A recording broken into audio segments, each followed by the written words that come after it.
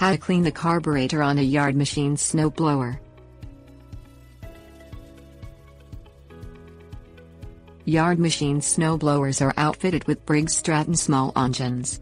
Like all other engines, your yard machine blower may occasionally require cleaning of the carburetor to ensure the machine runs properly and efficiently.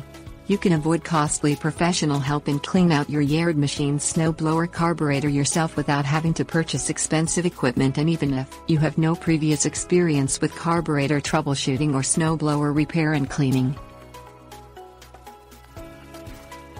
Things you will need: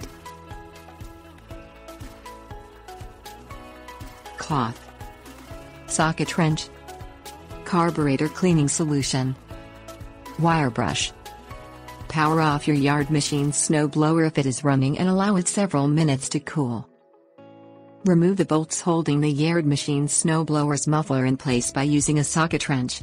Removal of the muffler helps to allow full access to the carburetor. You can find the muffler on the bottom left of the yardman's engine assembly.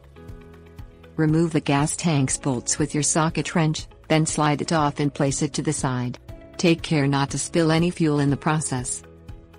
Find the yard machine snowblower's carburetor bowl at the bottom left of the engine.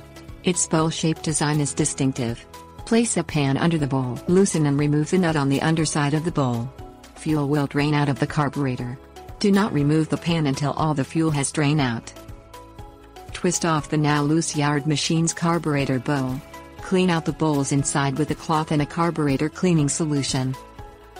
Use a wire brush to scrub the bowl's nut with carburetor cleaning solution.